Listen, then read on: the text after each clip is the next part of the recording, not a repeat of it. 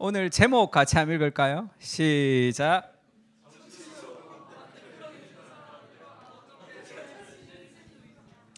네, 원래 이제 은혜 안에 성장하라는 시리즈를 한 10번 했고, 그다음에 이제 고난주간 부활주일 설교를 했고, 다음 주부터는 우리가 복음 중심의 삶 그 교재의 주제를 가지고 우리가 설교를 계속 시리즈 좀 하려고 합니다. 오늘은 선거도 앞두고, 그래서 좀 뭐라 그럴까요? 이 기독교 세계관적으로 이 정치와 국가를 좀 볼 수 있는 그런 시간이 좀 되면 좋겠다. 그래서 선거도 앞두고 하니까 이런 메시지도 한번 듣고 우리가 나라를 위해서 기도하고 하는 그런 시간을 좀 가지면 좋겠다. 그런 생각이 들었습니다.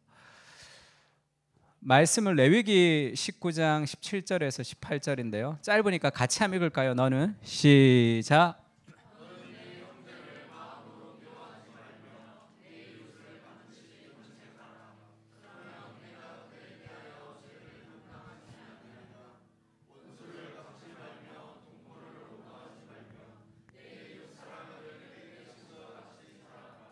나는 여호와이니라. 아멘. 정치적으로 다른 의견을 가진 사람을 어떻게 사랑할 수 있는가, 이 제목을 좀 뽑아봤는데, 원래 이 제목은 제가 이 책이 있어요. 어떻게 정치적으로 다른 교회 안에 있는 멤버를 사랑할 수 있을까라는 나인 마크스에서 나온 책이 있습니다. 마크 데버라는 아주 개혁주의 안에서 아주 유명한 목사님이 이 나인 마크스라는 그 단체를 창설해서 거기에서 이제 함께 공부하는 목회자들을 통해서 좋은 자료들, 책들을 많이 이렇게 출판하는 그런 좋은 책이에요. 그래서 이 책을 지금 우리나라 출판사에 번역하려고 계속 지금 트라이 하고 있습니다. 그래서 검토 중인데 아마 내년쯤에는 나오지 않을까 이렇게 생각해요. 그러면 정치적으로 이 반대편에 있는 사람을 우리가 어떻게 사랑할 수 있을까? 이거는 굉장히 중요한 문제죠. 정치라는 것에 대한 이데올로기가 너무 커지니까, 미국도 그렇고 한국도 그렇고. 그리고 이 번역된 책으로는 칼 트루먼이라는 이 웨스트민스터 교회사 교수가 있습니다. 이 사람이 진보 보수 기독교인이라는 책을 썼어요. 진보 보수, 이 리퍼블리칸하고 그다음에 데모크래시라고 공화당, 민주당이라는 단어를 합쳐가지고 리프브로크라트 이렇게 짬뽕시켜서 만든 거예요. 그래서 뭐 진보 보수 기독교인 이렇게 했는데, 이것도 민주당 공화당이죠. 이 당나귀가 민주당이고 공화당을 코끼리로 이렇게 서로 비유하는 것으로 이렇게 나와 있습니다. 그러니까 우리가 정치적으로 다른 의견을 가진 사람을 어떻게 사랑할 수 있을까라는 그런 관계성의 문제를 좀 생각하고, 우리가 바라보는 국가, 교회라는 것이 기독교적 관점이 아닌 경우가 좀 많습니다. 그래서 그런 부분들을 좀 거시적으로 좀 생각해 보면 좋겠다는 마음들이 좀 있습니다. 우리가 이제 국가라고 할 때, 국가가 뭐냐 할 때, 국가란 무엇인가라는 책들을 이렇게 찾아보면 이미 국가에 대한 정의를 하고 나서 이제 어떤 국가를 만들 것인가에 대한 내용은 많지만 국가 자체에 대해서 좀 다루는 책들은 잘 없습니다. 유시민 씨 국가란 무엇인가라는 책도 있고, 그 다음에 최진기라는 이 강사가 강의한 것들도 있습니다. 근데 이런 책을 보면 이 국가라는 가장 베이스, 우리가 생각하는 나라, 국가라는 그 가장 근원에 대해서 좀 이해를 하는 것이 좋은데, 주로 국가가 어떻게 시작됐냐 하면 우리가 이 사회 시간에 주로 배웠죠. 토마스 홉스의 리바이어던이라는 책에서 토마스 홉스가 사회계약서를 얘기하죠. 그래서 이 그림이 이제 토마스 홉스가 직접 그렸다고 제가 알고 있는데, 그 리바이어던의 그림이죠. 여기 수많은 개인이 합쳐져서 지금 이렇게 큰 칼과 이 왕권을 가지는 그런 이 통치자의 모습, 국가의 모습을 지금 보여주고 있습니다.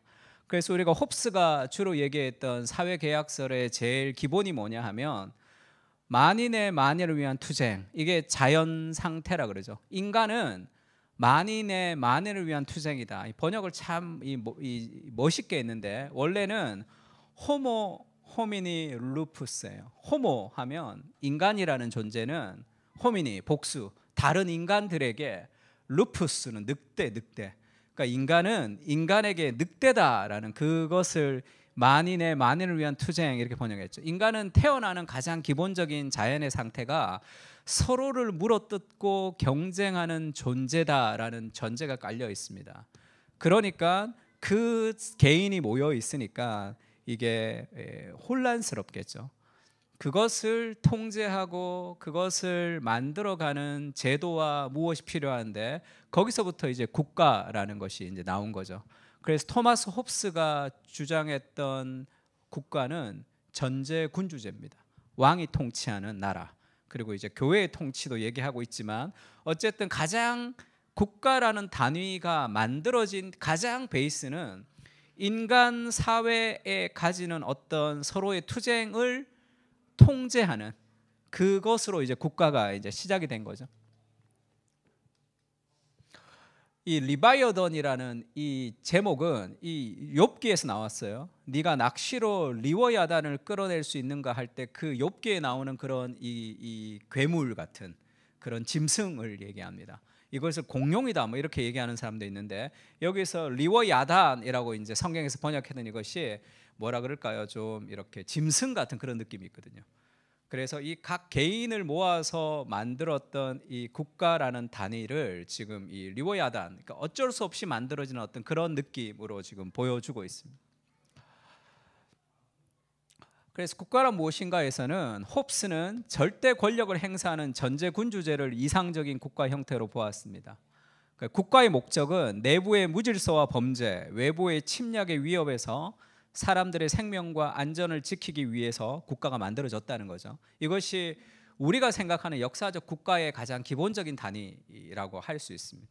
그러면 지금 우리가 전제군주제라 그러면 그것이 굉장히 좋지 않게 생각하는데 이 전제군주제인 이 홉스의 인간에 대한 이해가 발전해서 국가주의로 이어지는 거예요. 국가주의라 그러면 대부분 보수의 경향을 가지고 있는 사람들이 국가주의입니다. 국가가 굉장한 이 정부가 많은 힘을 가지고 이 드라이브를 하면서 사람들을 잘 통치한다라는 그런 개념들은 이 토마스 홉스로부터 계속 이어져서 발전된 사상이라고 할 수 있죠. 거기에서 더 강하게 나가버리면 이 폭력적인 군주제가 되는 거죠. 그런 이 베이스가 그렇게 담겨져서 이렇게 성장했던 거죠. 그리고 우리가 이제 사회계약서를 이제 루소의 사회계약서를 얘기할 때 루소가 인간 불평등의 기원론 이런 데서 뭐 유명한 문장이죠. 인간은 자유롭게 태어났으나 어느 곳에서나 쇠사슬에 매여 있다. 이게 시작이죠. 그래서 인간은 자연 상태에서는 인간은 굉장히 자유롭고 선한 존재인데 문명을 맞으면서 인간은 악해진다는 거죠. 그러니까 우리가 이런 이 국가관의 가장 베이스에는 결국은 뭐가 있죠? 인간에 대한 이해가 있는 거예요. 인간을 어떻게 보느냐에 따라 그것이 발전하는 거죠. 왜 이렇게 인간에 대해서 이해를 하냐 하면 루소도 그렇고 홉스도 그렇고 다 이렇게 신앙을 가지고 이렇게 여러 가지를 비교를 한 사람들입니다. 그게 성경적이라고 얘기할 수는 없지만 인간은 자유롭게 태어났는데 쇠사슬에 매여 있다. 이렇게 인간을 보기도 하고 또 인간은 인간에게 늑대다라고 보기도 하는 그 인간상에 무언가 좀 상충되기도 하면서 좀 공통된 요소도 있는 그런 인간상들이 왜 그렇게 나오냐 하면 그 국가의 가장 베이스가 되는 인간상이 결국은 하나님의 형상으로 만들어진 우리의 그런 건강하고 선한 본성이 있죠. 인간에게 하나님의 형상이 있습니다. 그 다음에 예레미야에서는 인간에 대해서 이렇게 얘기하죠. 같이 한번 읽어볼까요? 시작.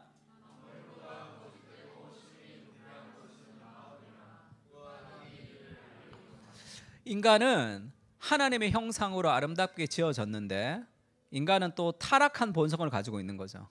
그러니까 어떤 면에서 보면 인간은 좀 괜찮은 면도 있는 것 같지만 어떤 면에서 보면 인간은 타락한 본성을 갖고 있습니다. 그래서 인간을 우리가 이 그리스도인이 가지는 인간상이라는 것은 인간은 하나님의 형상으로 아름답게 지어졌으나 타락한 본성을 가지고 있고 거기서 구원을 받은 인간은 타락한 본성을 가지고 있지만 하나님의 선한 은혜를 행할 수 있는 그런 종합적인 인간관을 우리가 가지고 있는 거죠. 근데 그것을 이렇게 복잡하게 생각하지 않고 복합적으로 생각하지 않고 단순하게 생각하면 이렇게도 가고 저렇게도 갈 수 있는 거죠. 그러니까 모든 국가 간의 인간에 대한 이해는 진리의 파편이에요. 왜냐하면 관찰을 통해서 얻는 거니까. 그러나 종합적이지 않다는 것을 좀 이해할 필요가 있습니다. 그래서 인간은 성선설로 지금 이 인간을 이해하면 또 다른 어떤 개념들이 나오겠죠. 인간은 선악설이다. 악하게 태어났다. 성무선악설. 악하지도 않고 선하지도 않게 태어났다. 뭐 다양한 인간상이 있지만 그 인간상의 그 기초가 진리가 아니라는데 진리의 파편들이라는 게 있어요. 그러니까 우리가 오늘날 생각하는 이 국가라는 것이 다 그 베이스에는 명확하지 않은 인간에 대한 이해를 가지고 쌓아 올렸다는 것을 좀 알아야 됩니다. 그래서 복음은 내가 죄인이라는 사실을 깊이 느끼게 해주면서 동시에 내가 하나님께 사랑받는 고귀한 존재임을 깨닫게 해주는 거죠. 그것이 인간이 가지는 이 딜레마를 해결해 줄 수 있습니다. 인간은 하나님의 형상을 가진 존재로 아름다운 면도 있지만 타락한 본성을 가지고 있어서 인간 안에도 서로가 서로를 충돌하는 경향이 있는 거죠. 그것을 자아상이라는 문제로 어떤 하나의 관점으로 해결할 수 없다. 복음이 아니고서는 해결할 수 없다고 얘기했습니다. 개인도 국가도 마찬가지. 우리가 국가에 대한 이해를 할 때도 성경적인 베이스 안에서 인간상을 바로 봐야지 이 국가관은 이런 장점이 있고 이런 단점이 있고 이 국가관은 이런 장점이 있고 이런 단점이 있고를 성경의 눈을 가지고 우리가 평가할 필요가 있어요. 그렇지 않으면 내가 그 사람들이 만들어 놓은 국가관 안으로 들어가서 내가 국가를 이해하고 정치를 이해하고 하기 때문에 우리가 더 헷갈릴 수가 있습니다.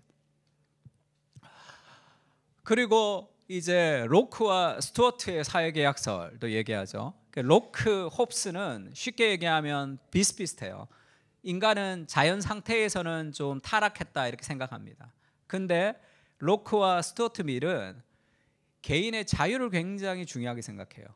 그러니까 똑같이 인간은 타락한 존재인데 홉스 같은 경우에는 전제군주를 통해서 인간을 통치해야 된다고 생각하고 지금 로크와 스튜어트 밀 같은 경우에는 개인의 자유를 침해해서는 안 되는 거예요. 그래서 국가주의 국가 간에서 개인은 국가의 부속물에 불과하지만 이것은 좀 너무 이렇게 극단적인 예지만 이 국가주의 국가 간은 이 강한 정부를 통해서 사람들을 다스려야 된다라는 그런 보수주의 경향을 갖고 있기도 합니다.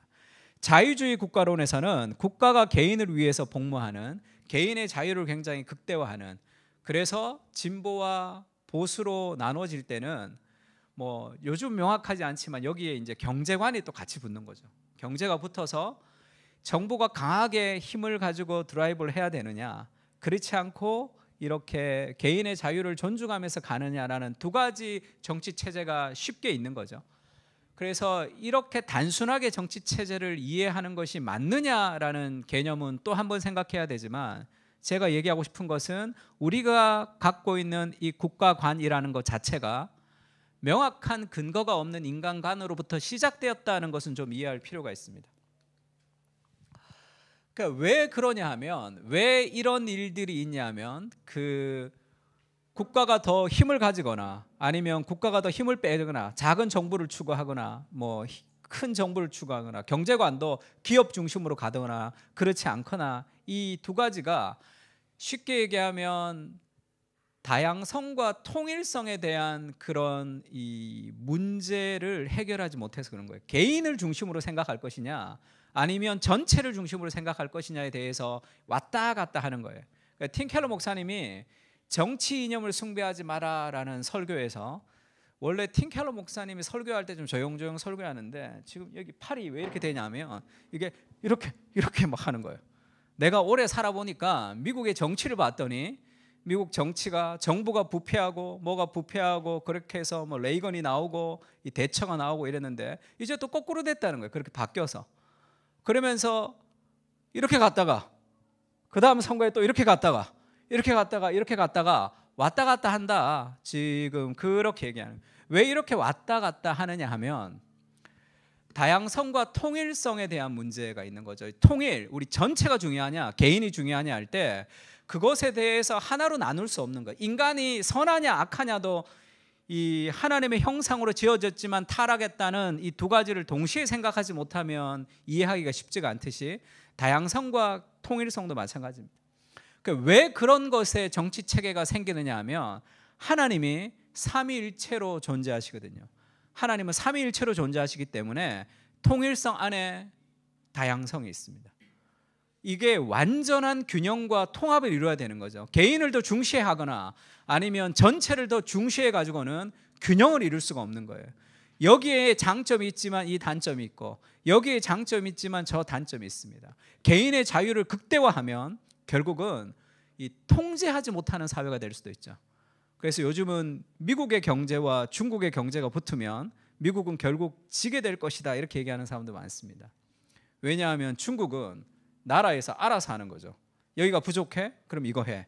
그러니까 굉장히 효율적으로 자원을 배분할 수 있는 그런 이 장점을 가지고 있다는 거예요. 미국은 다 설득해야 되고 얘기해야 되고 하니까 결국은 그것이 가지는 단점도 있다 그렇게 얘기하고 있습니다. 어느 하나가 좋다고 얘기할 수 없을 정도의 장점과 단점을 가진 이유는 다양성과 통일성이라는 그런 인간 안에 있는 하나님의 형상에 대한 완벽한 균형을 잃어버리기 때문에 그렇지 않나 생각합니다. 페리코레시스라는 상호 내주, 상호 침투라는 삼위일체의 요소가 있습니다.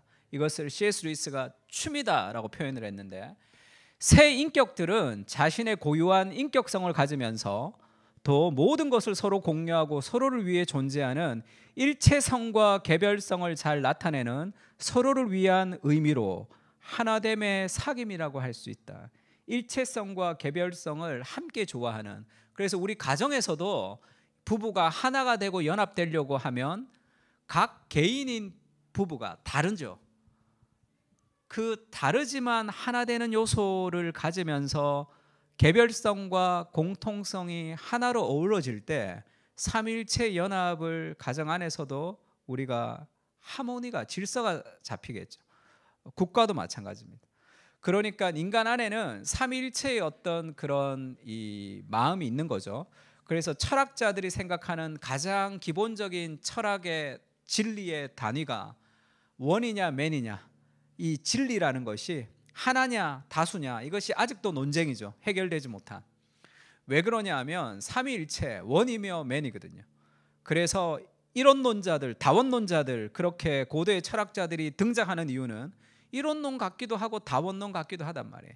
그것이 삼위일체의 그림자가 통합되지 못하고 여러 가지 진리의 파편들을 가진 것으로 우리가 국가와 개인을 세웠기 때문에 그렇습니다. 그래서 그런 이 국가관 안에서 발전한 형태를 가지고 우리가 지금 민주주의 형태를 가지고 있는 거죠. 그러니까 민주주의도 마찬가지죠.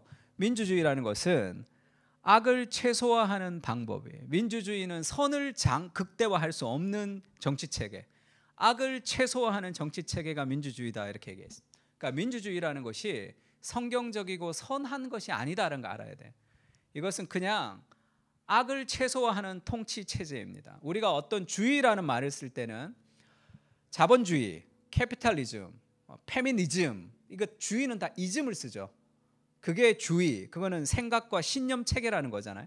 민주주의는 데모크라시죠. 이즘이 아니에요. 그것은 정치의 형태일 뿐입니다. 모든 권력이 백성에게 있다, 민족에게 있다라는 정치 형태일 뿐이에요. 그것이 가장 좋은, 지금으로 봐서는 제일 덜 악한 제도일 뿐이지 그것이 가장 좋은 정치 제도는 아니죠. 그래서 우리가 뭐 민주주의를 지향한다고 할 때도 민주주의는 굉장히 약점이 많지만 그것이 선을 극대화하고 세상을 구원할 수 있는 단계도 아닌 악을 최소화하는 그런 단계. 누가 이상한 사람이 대통령이 되거나 권력을 잡아도 완전히 망가뜨릴 수 없는 상권 분립 같은 그런 식의 제도를 통해서 이루어집니다. 히틀러나 다른 사람들도 다 민주주의라는 제도를 통해서 저기가 되죠. 선거를 통해서 다 당선된단 말이에요. 그래서 민주주의라는 정치 체계가 성경적이지 않다라는 것을 좀 이해할 필요가 있고, 그냥 인간이 만든 제도로서 악을 최소화하는 제도다라는 정도로 생각하는 것이 가장 바람직합니다. 그래서 사무엘 루더포드라는 그 청교도 학자가 렉스라는 이 법과 이 통치, 왕이라는 책을 예전에 썼습니다. 이 사람이 이제 그렇게 얘기했어요. 교회에서 성도들이 가진 투표권과 같은 권한을 인정하고 보호하려 했지만, 민주주의 같이 개개인의 어떤 그런 투표권을 인정하는 것은 굉장히 좋지만 교회의 정치 체계를 순전히 민주주의로 보는 시각에는 반대했습니다. 왜냐하면 모든 권력은 백성에게 있다라는 것은 그것 자체가 가장 선한 것은 아닌 거예요. 악을 덜하는 거. 교회의 정치 체조가 민주적이지 않은 이유는 교회의 모든 권력은 그리스도에게 있기 때문에 그렇습니다. 우리가 회의를 통해서 교회를 이끌어가지 않아요. 사람들의 개개인의 의견을 모아서 교회를 이끌어가지 않습니다. 그리스도의 말씀을 통치하는 것이고, 그것을 목회자에게 위임하는 것은 그 목회자가 통치한다는 것이 아니라 그리스도를 따라간다는 뜻이거든요. 그래서 교회의 정치 체계는 민주주의 요소가 들어오지만 그렇지가 않습니다. 하나님이 왕을 세울 때도 마찬가지예요. 하나님이 기름을 부으시죠. 하나님이 선택하지만 하나님이 기름을 부음을 받고 그 다음에 백성의 동의를 통해서 왕으로 인정된단 말이에요. 그러니까 민주적인 요소가 있지만 하나님의 그런 이 주권의 역사가 함께 이루어지는 거죠. 그래서 다윗이 헤브론에서 왕이 됐습니다. 1년 6개월만 유다 헤브론에서만 왕이 된 거예요. 다른 11개 지파는 다윗을 왕으로 인정하지 않았습니다. 왜냐하면 사울이 집권하다가 역성혁명을 통해서 왕조가 바뀐 거죠. 지금처럼 인터넷이 발달되지도 않은 사회이기 때문에 많은 사람들은 사울을 통해서 이 다윗이 부한데 사울의 왕권을 잡은 것을 싫어했어요. 그래서 다윗이 1년 6개월 동안 헤브론에서 왕이 되고 그 다음에 전체 이스라엘의 왕이 되는 것은 시간이 많이 걸리는 거죠. 왜 그렇게 해야 되냐 하면 하나님이 기름 부었다고 그냥 왕 되는 게 아니란 말이에요. 하나님이 기름 부으심과 백성들의 동의가 함께 어우러져서 하나님의 역사를 이루어 가는 거거든요. 그러니까 완전히 민주주의다, 모든 권력이 백성에게 있다라고 얘기할 수는 없지만, 그렇다고 이 교황 같은 그런 군주 같은 느낌을 가지고 교회가 이루어지지 않는, 그래서 이 민주적인 형태 자체가 우리가 선호하는 최고의 형태가 아니다라는 것을 이해할 필요가 있습니다. 그래서 이 사무엘 러더포드가 그렇게 얘기해요. 타락한 세상에서 완전한 정치 체제를 찾으려고 하지 않았다는 거예요. 타락한 세상에서는 완전한 정치 체제라는 것은 없습니다. 누가 집권을 하건 어떤 사람이 통치하건 이 세상이 그 국가와 정치관을 통해서 완전하게 회복되는 하나님 나라가 될 수는 없는 거예요. 그것은 교회를 통해서 이루어지는 하나님의 통치이지, 그 정치라는 것이 세상을 구원하는 제도가 아니다라는 것을 알아야 됩니다. 어떤 정치 체제도 완전하지 않기 때문에 이것을 좀 이해해야지 우리가 목숨을 걸고 싸우지 않을 수가 있는 거죠. 이것이 마치 구원인 양 이것을 가지고 있기 때문에 그 상대방을 악으로 정죄하고 우리를 선으로 만드는 그런 시대가 되는 겁니다. 주목할 점은 언약 국가는 이 땅에서 완전한 사회를 만드는 목표를 갖지 않으며 어떤 면에서는 교회의 사역을 보조하는 역할을 맡았다는 것이다. 그래서 우리는 정치와 국가 간의 공공선을 위해서 적극적으로 노력해야 됩니다. 그러나 결국 세상을 변화시키는 하나님의 관점은 교회를 통해서 이루어지는 것이에요. 정치를 통해서 세상이 완전하게 변화되는 것이 아니다라는 것을 좀 이해할 필요가 있습니다. 그래서 얘기하고 싶은 게 뭐냐면, 우리가 생각하는 국가관, 우리가 생각하는 정치관, 그것은 가장 베이스가 된 신념 체제가 성경적인 보편적인 진리 가운데 올라가지 않았기 때문에 우리의 정치관이라는 것은 늘 한계가 있다는 걸 좀 알아야 돼요. 어떤 정치 체제이든 완전하게 사람을 구원할 수 없습니다. 그래서 제목 한번 읽어볼까요? 정치는, 시작.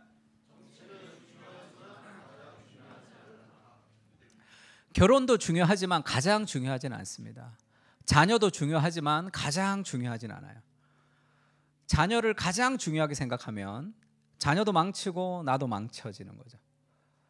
결혼을 가장 중요하게 생각하면 결혼해서 배우자가 조금만 실망스러우면 절망과 그렇게 우울 가운데 깊이 빠집니다. 하나님을 가장 사랑할 때 힘든 결혼 생활을 이끌어갈 수 있는 능력이 생기는 것이고, 하나님을 가장 사랑할 때 여러 가지 내 뜻대로 되지 않는 양육 안에서도 우리가 그것을 믿음 가운데 이루어 갈 수 있는 거죠. 정치는 굉장히 중요하지만 가장 중요한 구원의 반열로 그것을 올려서는 안 됩니다. 그것을 이해할 때 우리가 정치적으로 다른 사람들에 대해서 조금 더 여유를 가질 수 있는 거예요. 그것에 대해서. 그래서 이 책에도 보면 우리는 동일한 왕을 섬기는 사람임을 기억해라. 민주당, 공화당보다 더 높은 단위인 동일한 왕을 섬기는 사람인 것을 기억해야 된다 얘기합니다. 두 번째는 이미와 아직의 상황 속에서 완전한 나라가 이 땅에 이루어지지 않는다는 것을 인식해야 된다. 정치 체제를 통해서는 무언가 이 땅 가운데 완전한 구원이 있을 수는 없는 거죠. 우리는 정당보다 더 높은 하나님을 신뢰해야 되는 거죠. 우리가 요나서 설교를 할 때도 들었지만 요나는 니느웨의 복음을 전하라는 하나님의 말씀을 거부하고 다시스로 도망을 가다가 다시 하나님의 부름을 받죠. 그때 그 선원들이 묻습니다. 이 폭풍이 누구로부터 임했느냐 물으면서 당신이 누구냐 이렇게 물을 때 나는 히브리 사람이요 하늘과 천지를 창조하신 하나님을 믿는 사람입니다 이렇게 얘기하죠. 그의 정체성의 1번은 히브리 사람이에요. 두 번째가 크리스찬입니다. 그러니까 민족주의가 훨씬 더 자기의 정체성이었죠. 그러니까 하나님의 말씀은 니느웨에 가서 복음을 전하라고 했지만 니느웨에서 복음을 안 전한 이유는 자기의 민족성, 그것이 자기의 우상이었기 때문에. 그게 가장 중요한 우상. 그래서 우리 민족에게 해를 끼치는 것은 내가 하지 않는 거죠. 하나님이 원해도. 일본에 절대 가지 않아. 그와 비슷한 그런 뉘앙스를 가지는 거죠. 일본 놈들 우리한테 어떻게 했는데 그들을 용서할 수 없어. 그것은 이 복음보다 더 우선시되는 어떤 개념이 있는 거죠. 저는 경상도 남자라 아내에게 사랑한단 말 이런 걸 잘 못합니다. 그렇게 얘기했더니 어느 목사님이 그렇게 얘기했어요. 복음이 경상도를 좀 넘어야 된다. 그거는 복음보다 경상도가 더 우선시 되는 거죠. 내가 불편하고 내가 힘들고 내가 부끄러운 것을 극복하고 싶어 하지 않는 그런 삶의 성향들을 가지고 있습니다. 그래서 성경이 말하는 국가의 시작이 어떠냐 하면 성경은 명확하게 얘기하지 않아요. 성경이 명시적으로 국가에 대해서 정의를 내리고 있지 않습니다. 어떤 신적인 인가를 이렇게 좀 국가에게 하지 않아요. 그럼 우리가 생각하는 국가의 시작은 이 바벨탑을 통해서 언어가 나눠지고 나라가 나눠진 거기 때문에 이것이 굉장히 국가가 굉장히 건전하다라고 이렇게 그 성경에서는 명확하게 얘기하지 않습니다. 그러면 성경이 말하는 국가의 개념이라는 것은 당연하겠죠. 교회와 국가와 교회를 가족의 확장으로 보는 것이 중요하다. 가족의 확장이겠죠. 마지막 날에 하나님의 나라에 가면 온 백성과 열방과 방언에서 하나님을 찬양한다 할 때 그 한 유니버설 처치인 공동체가 모이는 겁니다. 그러면 국가가 가족의 확장이라면 이 국가 민족주의를 가지고 막 그렇게 강하게 대립하는 것도 바람직하지 않습니다. 우리가 이 대한민국이 제일 잘 돼야 된다가 아니라 이 온 세상이 하나님 나라가 돼야 된다는 그런 마음들을 가지고 있는 거죠. 대한민국이 제일 잘 돼야 된다는 생각은 전라도가 제일 잘 돼야 돼, 경상도가 제일 잘 돼야 돼, 충청도가 제일 잘 돼야 돼 하는 그 지역 감정들을 계속 그렇게 가지고 올 수 있는 거죠. 그런 문제를 가지고. 그래서 가족의 확장으로 본다면 나와 정치적인 견해가 다른 사람도 사실 하나의 가족 안에 묶여 있는 한 가족이라는 생각을 해야 되는 거죠. 오늘날의 시대를 포스트 트루 시대라 이렇게 합니다. 포스트 모던을 넘어서 포스트 트루의 시대라는 것은 진리를 거부하는 시대죠. 그래서 진리, 그러니까 오늘날의 사람들은 이것이 진리인가에 대한 관심이 별로 없습니다. 이것이 나한테 유익한가, 이것이 얼마나 나에게 이익이 되는가 관심이 있어요. 이것이 진리냐 아니냐는 별로 관심이 없습니다. 그래서 오늘날의 사람들이 옛날에 고대의 철학자들은 어떤 사람이 되고 싶냐 그러면 덕, 그 다음에 덕이 있는 사람, 그 다음에 뭐 그런 이 윤리적인 사람, 이것이 어떤 인간상이었죠. 오늘날에 어떤 사람이 되고 싶냐면 윤리적인 사람이라고 얘기하는 사람이 거의 없습니다. 돈 많이 버는 거, 성공하는 거, 그것이 우리의 어떤 인간상이 돼버린 거죠. 그렇게 좀 변질돼 버린 시대. 그러니까 진리에 관심이 별로 없습니다. 이익이냐 아니냐. 그런데 포스트 모던 시대가 진리를 넘어가 버렸어요.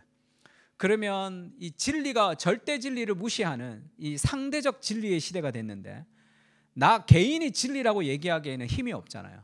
그래서 오늘날에는 우리가 진리입니다. 우리 편. 그러니까 포스트 트루 시대에는 양극단으로 나눌 수밖에 없는 거죠. 그것을 극대화하는 것이 SNS죠. 알고리즘과 SNS예요. 정치도 마찬가지예요. 내가 클릭하면 그런 것만 뜹니다. 페이스북에 정치적인 의견을 올리면 내 친구들은 대부분 비슷한 정치적인 경향을 가지고 있는 경우가 많아요. 그러니까 포스트트루 시대는 우리가 진리가 되면 상대방은 다 악한 사람이 돼야 되는 거예요. 그래서 우리 편 편향이라 그러죠. 신념이 점점 편향되는 거예요. 그렇게 되면 내가 진리가 되고 우리가 진리가 되고 다른 사람들은 진리가 안 되는 그런 시대가 되는 거죠. 그렇게 만들어 가는 거죠. 뭐 그렇게 이 페이스북 통해서 SNS를 통해서 우리는 더 양극화되는 시대를 살아갑니다. 그러니까 미국에도 페이스북이 나오던 시대부터 지금까지가 정치적 양극화가 더 극단화됐다라는 연구 결과들이 계속 나오고 있죠.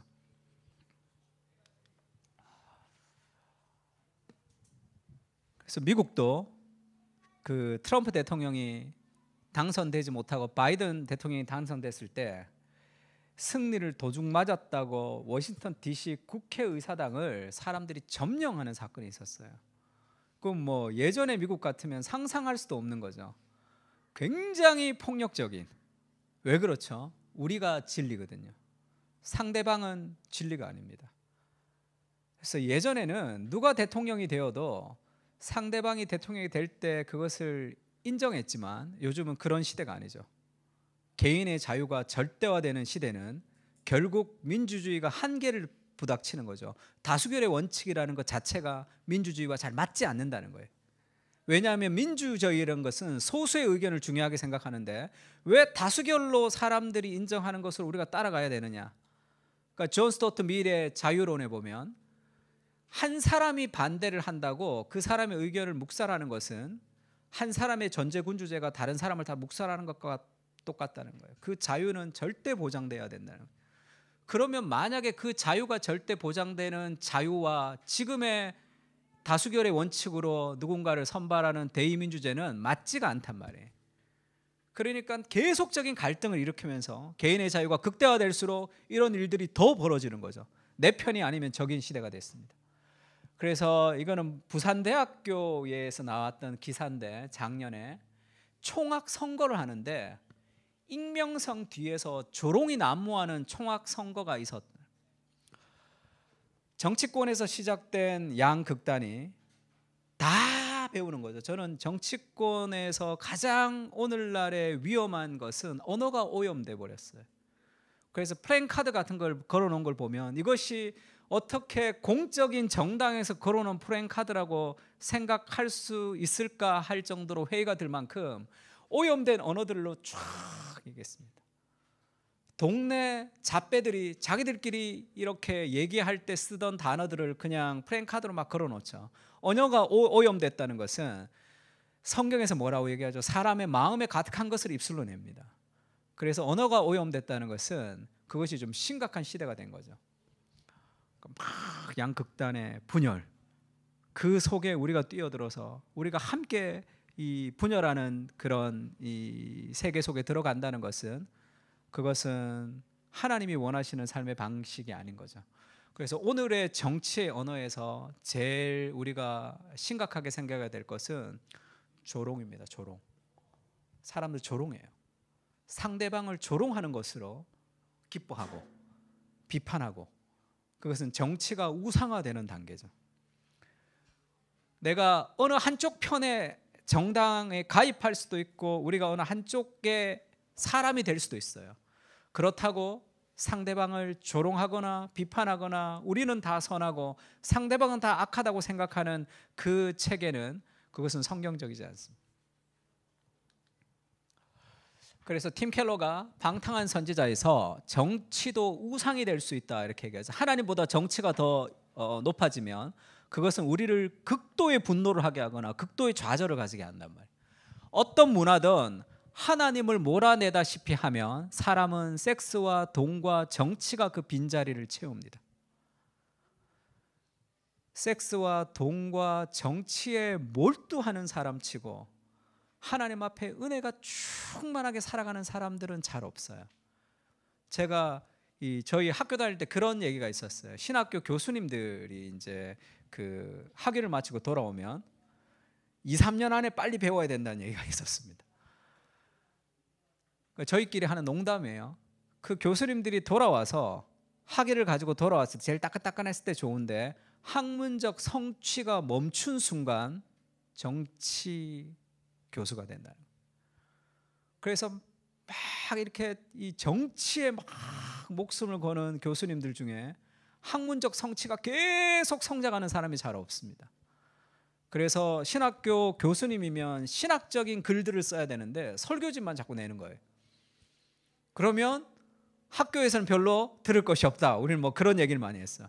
교수님이 막 설교집 많이 내면 이거 이 교수님한테는 수업 별로 들을 게 없다 이렇게 얘기했을 정도.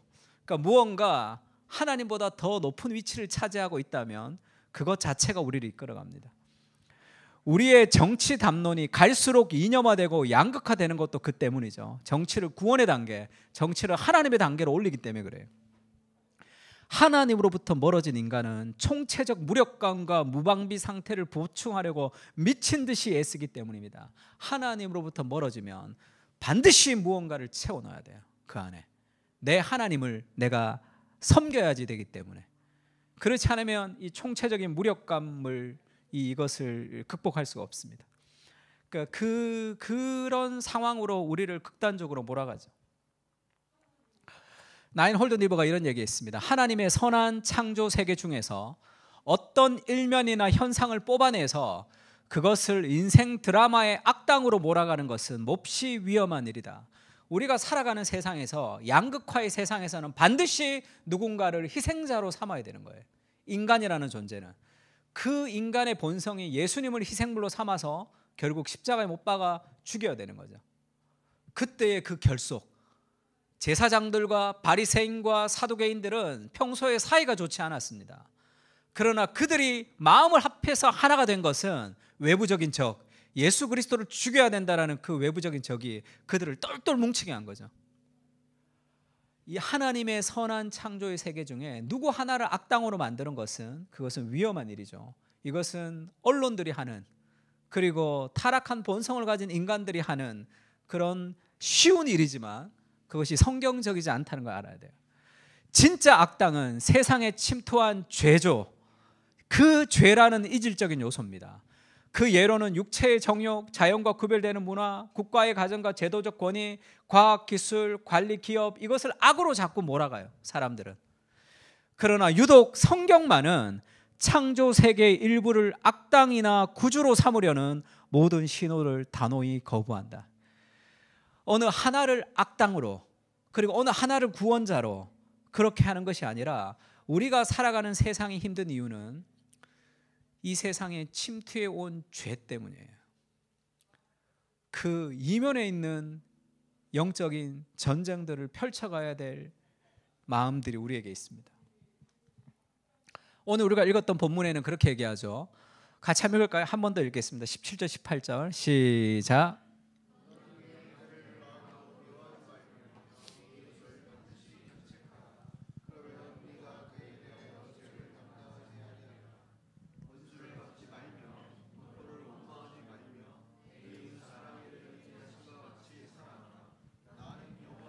여기서 우리가 다른 사람을 어떻게 대해야 되는지에 대한 원리를 보여주는데, 첫 번째는 미워하지 말며, 미워하는 것, 누군가를 악당으로 만들거나 그 사람을 향한 미움과 분노와 저주와 비판이 아니고, 두 번째는 견책하는 거죠.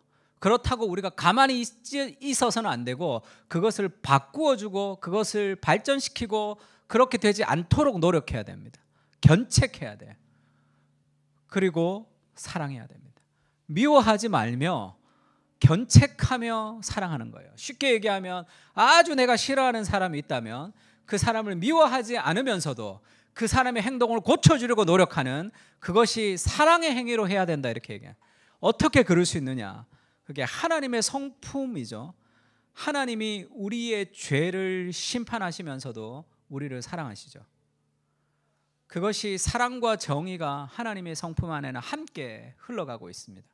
우리가 국가를 생각하거나 정치를 생각할 때도 인간에 대한 이해가 성경에 나오는 단편이기 때문에 거기서 쌓아 올린 그런 정치 제도가 이 세상을 다 설명할 수 없듯이 마찬가지죠. 우리가 사랑과 정의가 함께 갈 수 있다는 걸 알아야 돼요. 하나님이 우리를 그렇게 대하시잖아요. 우리의 죄를 싫어하시지만 우리를 하나님이 싫어하지 않습니다. 그것을 토마스 왓슨이 그렇게 표현했어요. 하나님이 우리의 죄를 어떻게 보시냐면 불치의 병을 가진 어린아이를 보는 심령으로 우리를 보신다 그랬어요. 하나님이 분노하는 것은 우리가 아니라 우리 안에 있는 죄입니다. 그것을 이끌어오는 사탄의 세력을 향한 하나님의 정죄고 그렇게 죄 짓는 우리를 향한 긍휼이 있는 거죠. 그러면 미워하지 말며 견책하며 사랑하라는 것을 우리가 어떻게 실천할 수 있는가? 이것을 계속 우리가 실천하도록 복음을 적용해야 될 필요가 있습니다. 그러면 네가 그에 대하여 죄를 담당하지 아니하리라 이렇게 얘기했습니다. 견책하며 미워하지 말며 견책하며 사랑하는 노력을 해야지 그에 대하여 죄를 담당하지 않는다는 거죠. 이게 무슨 말이에요? 잘못을 지적해서 상대의 행동을 중단시키려고 노력하지 않는다면 우리도 가해자의 죄를 함께 담당한다는 뜻입니다. 아무 상관하지 않으면, 세상의 악에 대해서 내가 아무 상관하지 않으면 정치에 어떻게 되든지 성경이나 읽어야 되겠다라는 것은 그 가해자의 죄를 내가 공범이 된다는 거예요. 미워하지 말며 견책하며 사랑하는 노력을 해야지 그에 대하여 죄를 담당하지 않는 그 책임이 우리에게 있다는 거예요. 팀켈러의 용서를 배우다에서 팀켈러가 그렇게 얘기합니다. 그럼 어떻게 우리가 상대방을 미워하지 않으면서 견책하며 결국은 사랑으로 변화시킬 수 있을까? 정의를 추구하는 방식은 두 가지입니다. 첫 번째는 복수심이죠. 그래서 오늘날의 정치는 다 심판과 분노를 자극시켜요. 우리가 세상을 변화시키고 싶지만 누군가를 정죄하는 것은 죄가 된다는 걸 알아야 됩니다. 그것은 나의 의로움이 쌓여지는 교만과 그리고 하나님의 형상으로 창조했던 사람들을 저주하는 하나님에 대한 두 가지 죄를 동시에 짓고 있는 거예요. 그러면 우리가 그 사람에 대해서 정죄하지 않으면서도 그 사람의 행위를 바꿔갈 수 있을 그런 정의를 실천해야 되는데 그거는 분노와 복수를 통해서 이루어지는 것은 아니에요. 그것은 세상이 만들어 놓은 국가관 안에서 우리가 그 속에 들어가서 복음과 성경을 팽개치고 우리가 그들의 프레임 안에서 우리가 정치를 바라보고 있는 겁니다. 그래서 복수심으로 할 수도 있고 사랑으로 정의를 추구할 수도 있죠. 사랑으로 정의를 추구하는 모습이 성경이죠. 하나님, 예수 그리스도가 사랑으로 정의를 추구하셨기 때문에 우리가 구원받았단 말이에요. 자칫 정의감과 도덕적 격분은 우월감이 되기 쉽다는 거예요.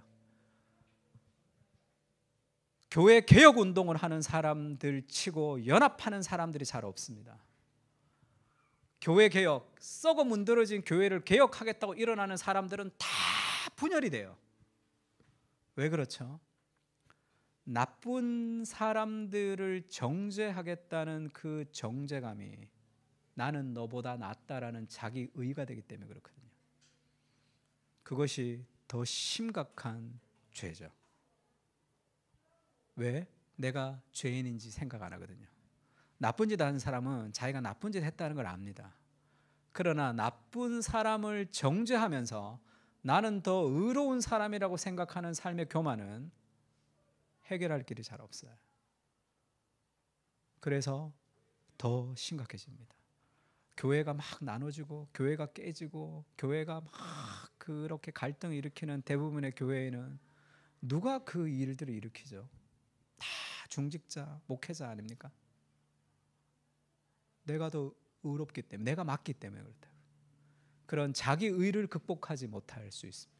분노를 통해서 뭔가를 정의를 추구하려고 하면, 그래서 모든 기독교 세상을 변화시키고자 하고 나갔던 대부분의 그런 기독교 단체의 결말이 세속화로 끝나는 경우가 거기 있어요.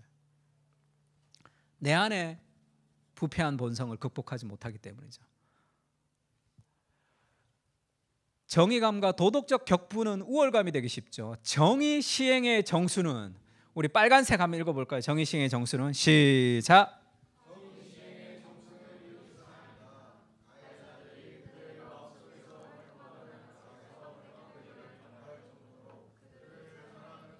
아멘. 우리가 시행하는 정의는 왜 정의를 해야 되느냐? 이웃을 사랑하기 때문에 정의를 시행하는데, 가해자들이 그들의 마음 속에 활동하는 악에서 해방되기를 바랄 정도로 그들을 사랑하는 마음으로 그것을 고쳐줘야 되는 거예요. 그것이 하나님이 우리에게 원하시는 정의입니다. 막 양극화하는 정치적인 갈등 속에 우리가 그 속에 뛰어들어서 누군가를 구원으로, 누군가를 악으로 정죄하는 정치가 우상이 되어야 되는 것이 아니라 그 속에서 피스메이커가 돼야 돼요. 왜? 정치는 세상을 완전히 구원할 수 있는 체제가 아니란 말이에요. 조금은 한 발 떨어져서 그것이 훨씬 더 정치에 더 바른 길로 갈 수 있는 우리의 참여를 유도할 수 있는 거죠.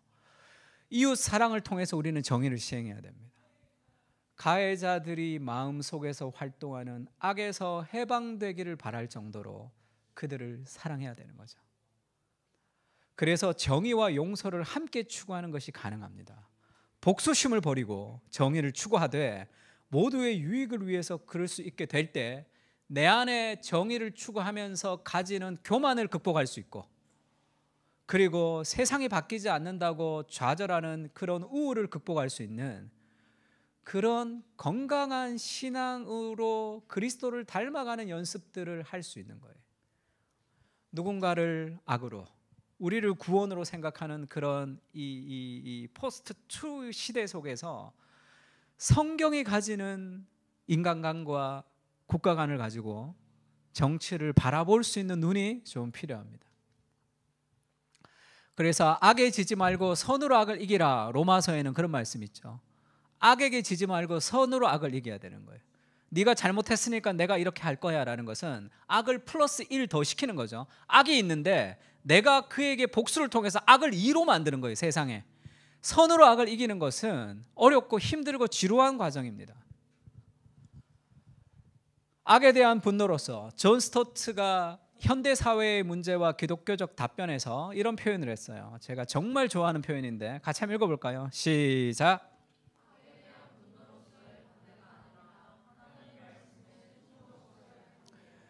우리는 그런 제도에 반대할 때가 있습니다. 그런 식의 행동에 반대할 때가 있어요. 사람을 무시하고 사람들을 힘들게 하는 그런 것에 우리는 반대해야 됩니다. 그런데 그것이 그들에 대한 분노로서의 반대가 아니라 하나님의 말씀의 순종으로서의 반대가 돼야 되는 거예요. 그것이 훨씬 더 건강하게 반대할 수 있고 여러 가지 삶에 흔들리지 않을 수 있습니다. 나의 어떤 감정적 분노의 문제도 해결할 수 있으면서 교만과 열등감의 균형을 잡으면서 우리가 선으로 악을 이겨가는 그 과정을 거쳐야 되는 거죠. 하나님의 말씀에 대한 순종으로서 자연스럽게 반대가 돼야 되는 것이지, 그 반대가 우선순위가 되는 삶으로 우리가 생각한다면 그것은 건강한 삶의 모습이 될 수도 없고 하나된 모습으로 만들 수도 없어요. 늘 생각하세요. 정치적으로 반대가 되는 그 사람과 우리는 천국에서 만날 겁니다. 우리는 천국에서 그 사람들 만날 사람들이에요. 갈라디아서 6장 1절에 이런 말씀이 있는데 같이 한번 읽어볼까요? 형제들아 시작.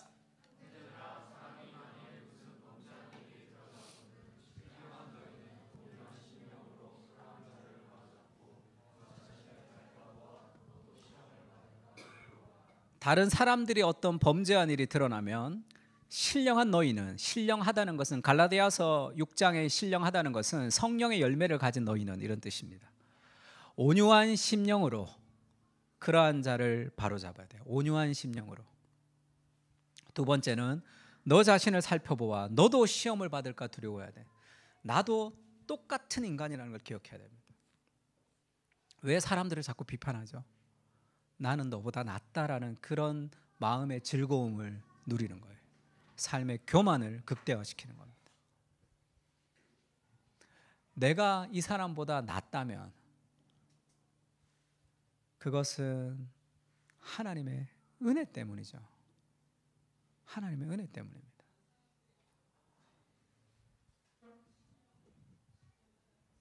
내가 그렇게 판단하지 않지만 그렇게 판단하는 그들을 이해할 수 있을 정도의 그런 넓은 마음이 좀 필요한 거죠.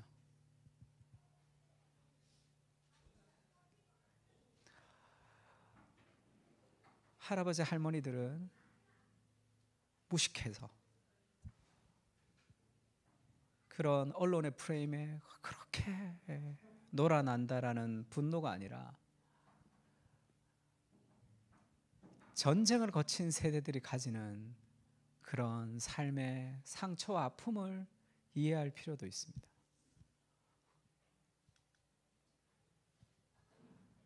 그래서 우리가 개인의 죄를 좀 회개할 필요가 있어요. 우리가 정치를 앞두고 수많은 언론의 프레임 속에서 우리가 저질렀던 수많은 죄들도 있습니다. 먼저 개인의 죄에 대한 회개가 필요해요. 우리나라에 평양 대부흥이 있을 때의 사진인데 평양 대부흥이 일어났을 때 회개의 운동이었죠. 그 회개의 본질이 뭐였냐 하면 1907년에 평양에서 사경회의 부흥이 일어났는데 죄를 자각하는 회개의 운동이 일어났습니다. 특히 설교자들이 일본인들에 대한 증오를 회개하라고 촉구했을 때 그것이 촉발됐다는 거예요. 은혜의 복음을 알고 있었지만 그 진리가 일본을 용서할 정도로 스며들지는 않았습니다. 늘 억압적이고 잔인한 일본인들에게 도덕적 우월감을 느낀 거죠. 이것을 회개하면서 그들의 교만과 원한이 사라지기 시작했다. 이것이 일본인들이 악한 행동을 할 때 우리가 가만히 있어야 된다는 뜻도 아닙니다. 그것에 저항할 수도 있고 반대할 수도 있고 싸울 수도 있지만 그 사람들을 향한 분노와 저주와 비판은 하나님의 형상을 가진 사람들을 향한 죄가 된단 말이에요. 사랑과 정의가 함께 갈 수 있는 거죠. 왜냐하면 그 조선 사람들이 가지는 이 잔인하고 억압적인 일본인에 대한 도덕적 우월감을 내려놓으면서 하나님의 은혜, 그러면 교만과 원한이 사라지면서 우리는 진정한 정의를 추구할 수 있는 사람들이 되는 거죠. 성찬상을 모독하지 마라라는 이 칼럼을 이 고신대학교 목사님이 한번 쓰셨는데, 얼마 전에 부활절 연합 예배에 한국에 있는 큰 교회에 이 대통령이 참여하셨어요. 그래서 성찬을 하는 사진이 이렇게 찍혔습니다. 제가 두 가지가 마음에 힘들었는데, 첫 번째는 대통령은 세례받은 교인도 아니고 목회자도 아니죠. 그런데 예배의 중간에 나와서 막 연설을 하고 하는 것은 그것은 맞지 않는 거죠. 어떤 정치적인 권력이 와도 교회에서는 일반 성도일 뿐이죠. 그가 예배 가운데 와서 뭔가를 한다는 것은 그것은 우리가 받아들일 수 없습니다. 또 세례받지 않은 대통령이 성찬을 하는 것도 그것도 사실 어려운 거죠. 근데 잘 모르는 사람들은 그럴 수 있겠죠. 대통령의 문제라기보다는 그것을 주관하는 이 교회의 문제들이겠죠. 그래서 그것을 행하는 한국 교회가 정치적이 되어가는 것에 대해서 마음이 힘들었고, 두 번째는 그런 정치적인 행위를 하는 한국 교회를 조롱하는 목회자들도 있죠. 조롱하는 목회자와 성도들이 많은 거죠. 그것은 또 다른 죄를 범하고 있다는 걸 알아야 됩니다. 저도 젊었을 때는 교회가 다 썩었어. 우리 교회, 한국 교회 목회자들이 다, 큰 교회 목회자들이 다 썩었어. 그렇게 얘기를 하면서 나는 그 목회자로부터 떨어져 있는 거죠. 나는 그들과는 다른 어떤 다른 부류, 다른 존재로서 유체 이탈해서 나는 뭐 다른 목회자가 아닌 그 교회 안에, 한국 교회라는 교회 안에 한 성도로서, 한 목회자로 우리가 함께 기도해야 되는 마음이겠죠. 하나님이 하나님이 그들을 보면서 어떤 마음을 가지실까 하면 긍휼과 안타까웠겠죠. 우리가 회복돼야 되는 그런 교회의 모습들이 있습니다. 너무 정치적인 것, 그리고 너무 정치에 대해서 비판적인 것, 둘 다 하나님 우리에게 원치 않는 것이라고 생각해요. 그래서 태극기 집회 같은 데 보면 누가 칼럼을 썼어요. 왜 우리나라 태극기 집회, 광화문 집회는 대한민국 국기와 미국 국기와 이스라엘 국기가 함께 나오느냐는 거죠. 대한민국 국기는 태극기니까 이해하는데 미국 국기는 왜 나오냐, 이스라엘 국기는 왜 나오냐. 다 교회에서 나가는 거죠. 교회에서. 그러니까 너무 정치적으로 호도되어 있는 이 한국 교회가 있습니다. 그러면 그 책임이 우리에게 있는 거예요. 함께 아파하고 함께 울고 함께 회개하는, 느헤미야가 예루살렘 성벽이 무너졌을 때 회개합니다. 우리가 하나님 앞에 죄를 지었다, 그렇게 회개하죠. 우리 조상들이 죄를 지어서 그렇게 얘기하지 않습니다. 그리고 무너진 예루살렘 성벽을 그가 세우는 일에 자기 인생을 드리는 거죠.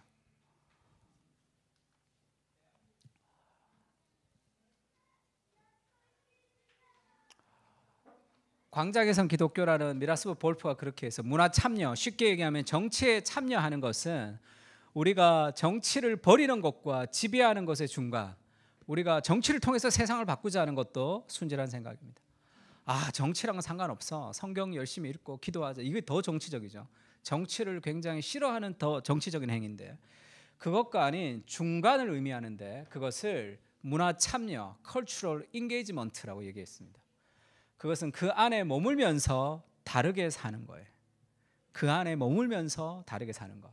영어로는 그 안에 머물면서 떠나지 않는 것인데, 우리가 그 정치 안에 참여해야 되죠. 투표도 해야 됩니다. 그리고 우리가 원하는 정당들에 가입을 할 수도 있어요. 제도적인 교회로서 그것은 위험한 일이지만 유기적인 교회로서 각 개인은 자유롭게 활동할 수도 있습니다. 그러나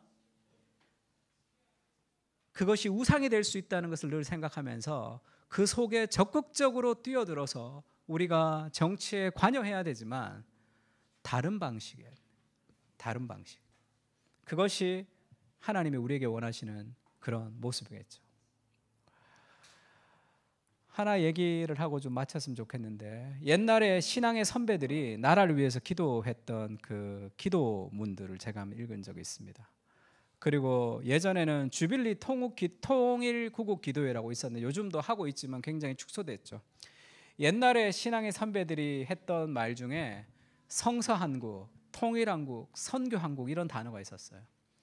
성서한국, 우리나라가 하나님의 말씀으로 일어서는 이 성서한국이 될 때 통일한국, 통일이 이루어지고 선교한국, 세상을 향해 나가는 그런 나라가 되게 해달라고 기도했습니다.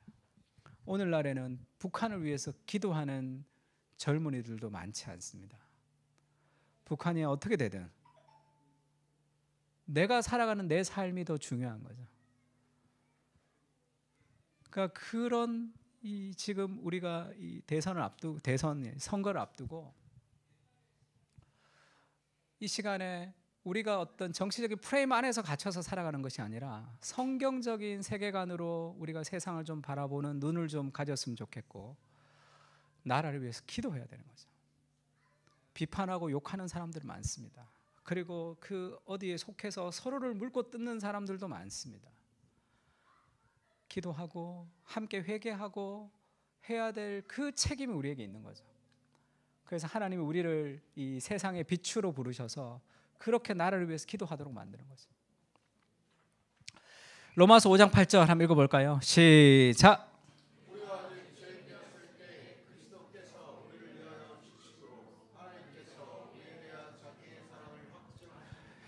예수님이 우리를 그렇게 사랑하셨다는 것을 기억하면서 우리도 정치적으로 좀 다른 사람들에게, 나와 좀 맞지 않는 사람들에게, 내가 좀 싫어하는 사람들에게 우리가 더 큰 사랑으로 다가가는 은혜의 사람들이 좀 됐으면 좋겠습니다.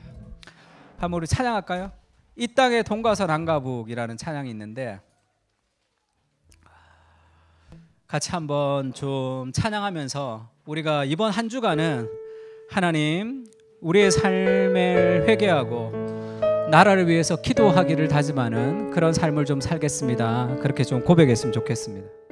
이제는 우리 주 예수 그리스도의 은혜와 하나님 아버지의 무한하신 사랑과 성령님의 교통하시는 은사가 이 땅과 이 나라와 이 땅의 교회를 위해서 함께 기도하기를 다짐하고 돌아가는 사랑하는 그 사랑교회 교인들 머리 위에 이제로부터 영원까지 함께 계실지어다.